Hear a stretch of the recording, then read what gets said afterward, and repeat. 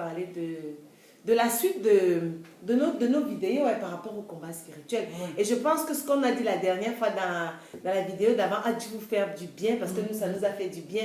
Et on revient donc fortifié pour vous apporter encore ce que le Seigneur nous a révélé parce qu'il en révèle tous les jours. Il révèle tous les jours, il révèle tout le temps, il nous révèle de merveilleuses choses tous les jours. Donc aujourd'hui, on vient encore vous parler du combat spirituel et faire d'abord un petit résumé par rapport à ce qu'on a dit la dernière fois. Donc le Seigneur nous demande de nous revêtir de toutes les armes qu'il a laissées. Il a laissé des armes spirituelles afin de tenir ferme contre les ruses du diable. Pourquoi il nous demande de tenir ferme? Parce il savait que l'ennemi allait nous pourchasser tout le temps, il allait être derrière nous et il nous prévenait, il rôde tous les jours cherchant qui va dévorer. Et donc il prévenait à ses enfants, à ceux qui l'ont accepté comme Seigneur et Sauveur, de se revêtir de ces armes qui sont là, qui nous a donné gratuitement, qui sont à notre portée d'ailleurs, qui est notre façon d'être, qui est en nous. On doit vivre ça, on doit vivre ces armes-là tous les jours. Et donc, pour vivre ces armes-là, il faut tenir ferme. Il faut se fortifier en Jésus parce qu'on ne peut pas aller au combat de nos propres forces, on ne peut pas, on a besoin du soutien de Dieu, on a besoin de sa protection, on a besoin qu'il nous lève et qu'il nous dise voilà, maintenant le temps est arrivé. Et donc on se fortifie en Jésus. Et donc aussi on a dit la dernière fois qu'il ne faut pas être des chrétiens déséquilibrés, c'est-à-dire que des chrétiens qui, ceux qui ont accepté Jésus dans leur vie s'accrochent à Jésus, ne restent que sur Jésus, oublient que ils ont un combat à mener dans la vie, même si le combat il est calme, il est doux, il est tranquille, mais il y a un combat. Il ne faut pas oublier qu'il y a un combat à mener ici, un combat à mener dans nos vies. Et ça, c'est être déséquilibré. Ou alors ceux qui pensent juste à l'ennemi, seulement à l'ennemi et rien qu'à l'ennemi. Et là, ils se trompent parce qu'ils vont oublier que le Seigneur les protège. Ils oublient le protecteur. Donc, il ne faut pas être des chrétiens déséquilibrés. Il faut savoir qu'on se concentre sur Jésus. Et quand l'ennemi vient, on le chasse parce qu'on a les armes. On est revêtu de la puissance divine. On est revêtu des armes spirituelles. On a la faveur de Dieu en nous. Et quand on va au combat déjà victorieux. Parce que la victoire, elle est acquise déjà. Quand on va au combat, nous on va au combat, c'est juste pour les formalités. Donc c'était un peu ça. Et qu'avant le combat, il faut être sûr d'une chose, qu'on soit vraiment en connexion avec notre Dieu, qu'on soit sûr qu'on est vraiment en communion avec notre Dieu, qu'on soit sûr qu'on est sanctifié, qu'on est purifié et sanctifié par le sang de Jésus qui nous a été donné à la croix. Ce sang qui est pur, qui a été donné gratuitement, qui est sans faute, sans péché. Le sang de Jésus, c'est un sang qui n'a jamais existé ailleurs. C'est le seul sang qui est propre, pur, sans tache. Donc ça nous a été donné. Donc il faut qu'on s'accapare de ce sang, qu'on le prenne et qu'on vive avec. Donc, donc dans cette lancée, on vous a parlé donc de la ceinture de la vérité. La ceinture de la vérité qui fait partie des armes qu'on avait citées la dernière fois. Donc ceinture de vérité, c'est quoi? C'est l'être intérieur, c'est la façon d'être, c'est notre façon de vivre. C'est comment être avec le prochain, comment être avec nos enfants, nos maris et tout. C'est vivre dans la vérité, dans l'honnêteté, dans la droiture, dans vraiment la vérité qui est la parole de Dieu. On essaie d'être des imitateurs de Christ, on essaie de marcher selon Christ. Comment Christ a marché, c'est ça être imitateur. Donc, si on marche dans la vérité, c'est qu'on a déjà l'arme, la première arme, c'est ça. On a déjà porté la première arme. Et aujourd'hui, on va venir vous parler de la cuirasse de la justice. Amen. Que ma sœur Colette va commencer, bien sûr. Lorsqu'on va au combat, il nous faut protéger le torse. Le torse, oui. Et on protège le torse par la cuirasse. Et la cuirasse protège quoi? Non pas seulement le torse, mais à l'intérieur, le cœur. Et le cœur est l'organe de vraiment que l'on doit chérir. Parce que c'est là où pénètrent toutes les choses du monde et toutes les choses de Dieu. C'est de l'abondance du cœur que la bouche parle. Dieu nous a... Le sang. Eh oui, le sang est un trajet, il vient se filtrer. C'est le seul endroit où le sang fait le va-et-vient, le sang qui n'est pas propre, le sang qui est propre. Et donc pour dire que c'est l'organe vraiment qu'il faut protéger. Parce que Jésus nous a justifiés. Il nous a justifiés par sa parole. Il est mort sur la croix de Golgotha. Il a dit tout est accompli. Je vous ai je vous ai lavé, je vous ai purifié, je vous ai sanctifié. Vous êtes devant moi non coupable. Je suis votre avocat et j'ai plaidé pour vous, j'ai plaidé votre cause. Flore, Christ a plaidé ta cause. Il a dit, Flore, tu es non coupable. Lorsque tu es né de nouveau, que tu as accepté Christ dans ta vie, Jésus dit, Flore, tu es non coupable. Tout ce que tu as fait hier, j'ai pris tout ça. J'ai pris tout ça à la croix de Golgotha. Je t'ai rendu juste. Nous sommes justifiés. Maintenant, Flore, c'est là où nous devons faire attention. Parce que là où Jésus nous a justifiés, le malin veut venir raconter des mensonges. Il va venir nous raconter des mensonges.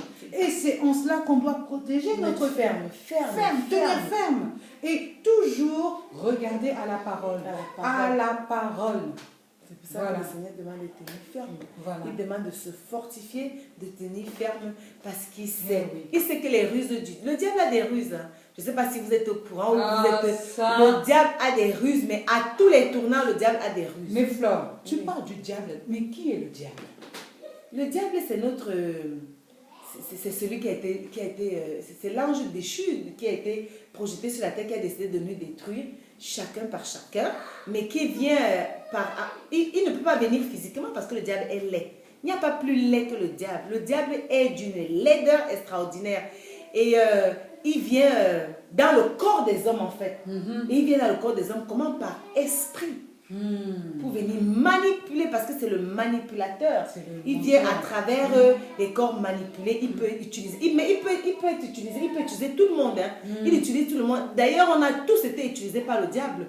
On a tous servi le diable à un moment donné, puisque la colère, on est pécheurs. Voilà. Nous étions pécheurs et nous vivions dans un monde de péché. Et c'est Christ qui est venu nous réconcilier avec le Père. Nous étions morts par notre péché.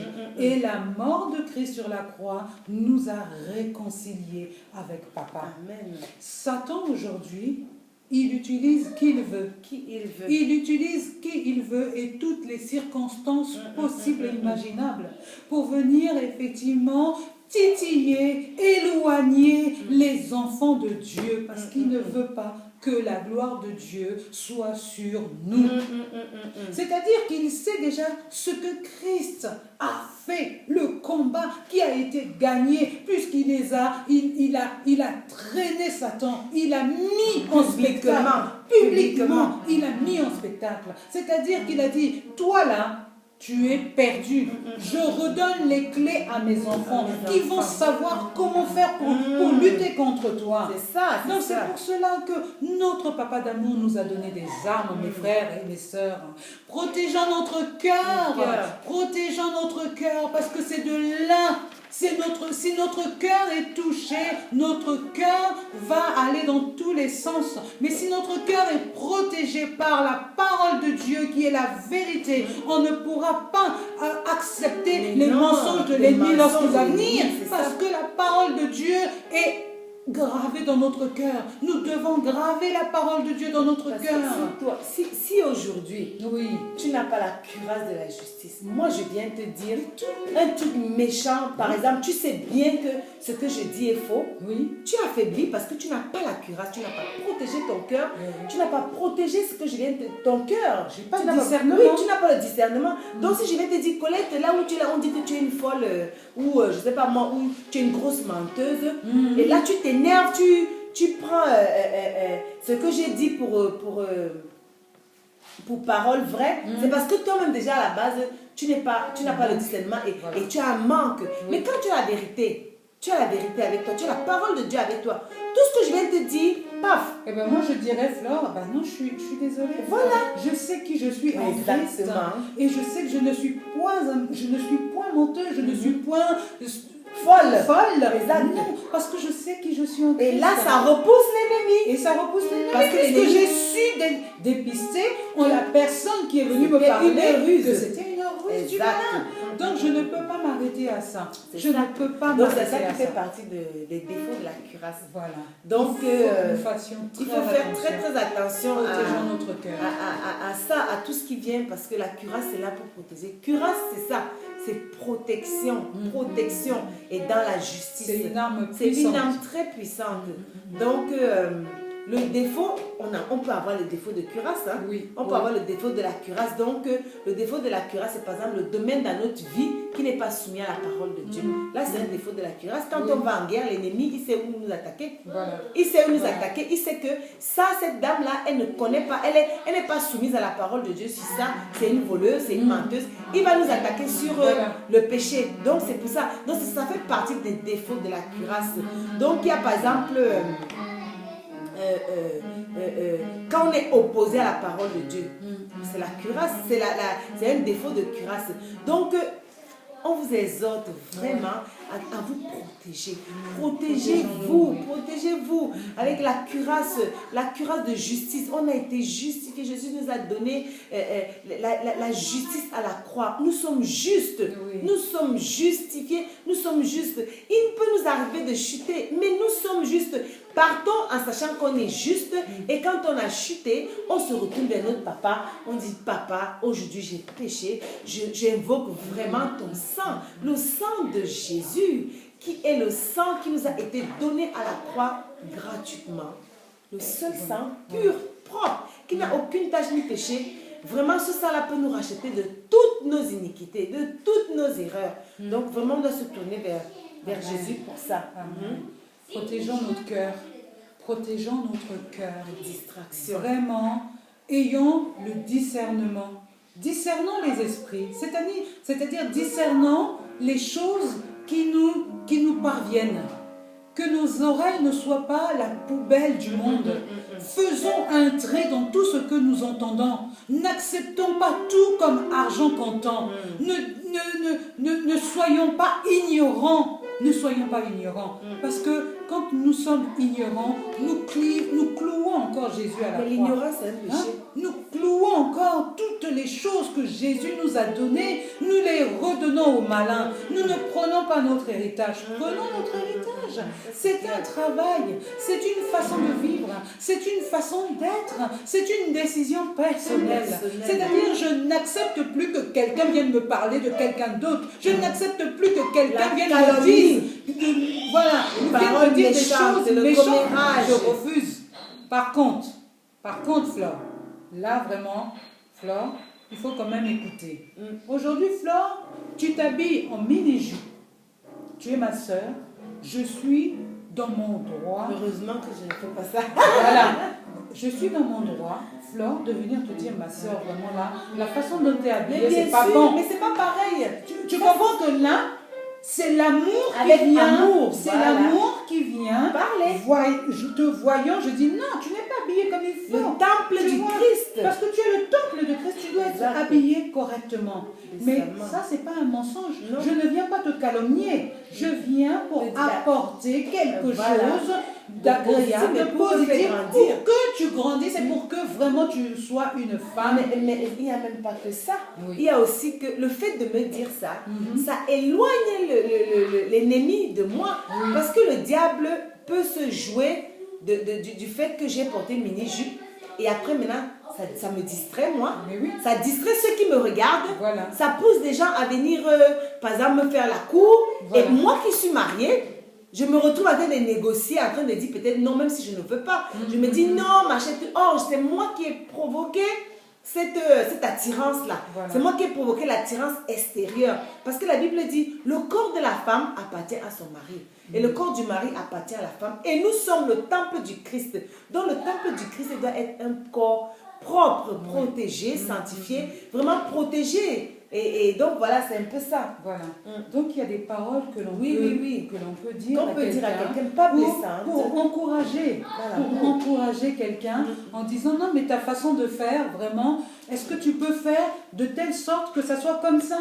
C'est pas pour juger la personne. Nous ne sommes pas là pour juger. Nous sommes là pour faire grandir, apporter quelque chose de nouveau, faire que les choses évoluent et que le peuple de Dieu grandissent dans l'amour. Vraiment, il m'est arrivé de subir vraiment oh là là là là, c'est terrible, Flore, hein. Vraiment, c'est terrible. J'ai subi quand même quelque chose qui était terrible. Hein. C'est quoi? Tu veux apporter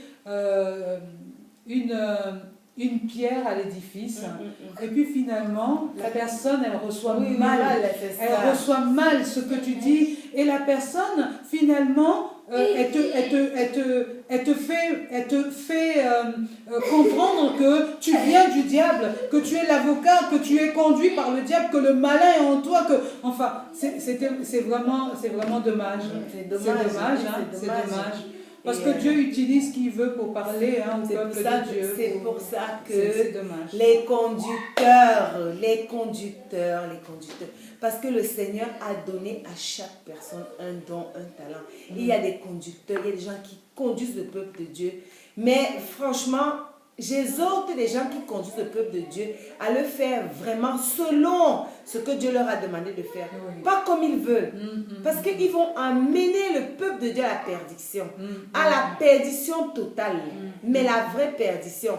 Parce que quand le peuple de Dieu n'a pas la vérité, quand le peuple de Dieu ne reçoit pas la vérité, le peuple de Dieu n'est pas libéré, le peuple de Dieu n'est pas délivré, parce que c'est la parole de Dieu qui libère, c'est la parole de Dieu qui guérit, c'est la parole de Dieu qui fait grandir. Mais si le peuple de Dieu ne reçoit pas la vérité, comme par exemple dire à un chrétien que ce que tu fais est mal, c'est péché, change ta façon de faire. Il ne faut pas caresser les gens dans le sens du poil. Non. Parce que quand on caresse les gens dans le sens du poil, on ne les aide pas, on ne les fait pas grandir. Et du coup, ça fait dormir le peuple de Dieu, ça rend le peuple de Dieu dans un sommeil, c'est-à-dire c'est un assoupissement spirituel, c'est un endormissement spirituel. Et après, c'est dommage parce qu'on a des comptes à rendre. On aura tous des comptes à rendre à l'Éternel. Flore, ma soeur, vraiment, Dieu est puissant. Amen. Et il nous a revêtus de sa puissance. Amen. Et ce qui est dommage, c'est qu'au jour d'aujourd'hui, nous ne vivons pas la puissance de Dieu. Tout simplement parce que nous ne prenons pas ce que Dieu nous a donné. C'est-à-dire, nous prenons une partie et l'autre partie, nous la mettons à la poubelle. Même il y en a pas qu'ils oublient, mais qui sont ignorants de l'autre partie, ma soeur. C'est même pas qu'ils mettent à la poubelle, c'est qu'ils ne savent même pas qu'ils ont ce pouvoir. Ils ne savent même pas qu'ils ont cette autorité. Ils savent pas que... Comment veux-tu qu'ils le sachent si ce n'est pas prêché? Dans la parole, c'est écrit. C'est ça. Dans la parole, c'est écrit. Comment entendront-ils parler de moi si personne ne leur dit, si personne ne leur fait ça? Il faut qu'il y ait la parole qui est prêchée et la véritable parole. Pas des choses seulement que l'on veut pour caresser les gens dans le sens du poil et puis laisser les choses qui vont transformer le cœur des enfants, du peuple de Dieu. Beaucoup de gens souffrent, sont dans des chaînes, sont dans des liens. Flore, c'est terrible quand on entend des témoignages des personnes qui dans la nuit souffrent, de femmes de nuit ou de maris de nuit, ou des gens qui se font battre dans la nuit, ou des gens qui se font enchaîner la nuit. Mon Dieu, c'est quoi ça? Mon peuple qui périt par manque de connaissances. C'est quoi? Mais aujourd'hui, frères et sœurs, si on se lève pour vous parler, si on fait des vidéos pour vous parler, c'est pas parce qu'on aime faire les vidéos, c'est pas pour ça, c'est par amour, c'est parce que le Seigneur nous a montré, la Bible le dit, allez et faites de toutes les nations mes disciples. La moisson est grande, il y a peu d'ouvriers, la moisson est très grande, il y a peu d'ouvriers. Donc allez dans la parole de Dieu, lisez la parole de Dieu, lisez-la, parce que le Seigneur révèle. Le Seigneur, il révèle. Il parle. Parce que quand on lit la parole, si on cherche véritablement Dieu, on ressort. Il y a des choses qui ressortent de la parole. Beaucoup de choses qui ressortent de la parole. Et le réma, la révélation. Quand vous aurez ça, vous comprendrez pourquoi nous nous levons. On se lève parce que le Seigneur nous a demandé de dire beaucoup de choses pour que son peuple ne périsse pas. Pour que son peuple... La fin des temps est proche. La fin des temps est proche. Réveillez-vous, mes frères. Le temps passe très vite. Le temps passe très vite. Et le voile est là. Le voile est épais. Pourquoi Jésus a dit, mes frères et sœurs, trouverai-je encore de la foi lorsque je reviendrai? Mais parce que notre foi est en train d'être volée. Notre foi est en train d'être volée petit à petit. Plus on évolue dans cette vie, plus notre foi s'affaiblit, s'amoindrit. Parce que tout simplement, la parole, la véritablement parole de Dieu n'est pas prêchée comme il faut. Donc vraiment que Dieu, nous prions que Dieu touche nos cœurs et nous réveille. Réveillons-nous parce que le temps est mauvais. Le temps est mauvais. Il est mauvais. Ne restons pas dans le voile. Sortons du voile. Amen. Sortons du voile. Nous avons besoin. Alléluia. Je crois qu'on va arrêter là. On a tellement de choses à dire que si on continue, on va finir demain. Donc on vous dit à la prochaine. On vous dit à la prochaine. Essayez bénis. La prochaine, on parle de quoi, Flore? La prochaine, on va parler de la chaussure, non? C'est ça. Des chaussures.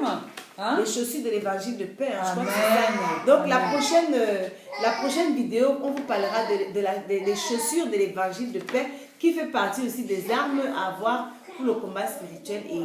Et donc vous serez vraiment, vraiment riche, édifié quand vous aurez tout ce que le Seigneur nous donne pour le combat et vous marcherez la tête haute avec la victoire assurée. Amen. Vous serez convaincus que le Seigneur a béni. Merci Flore pour ce moment.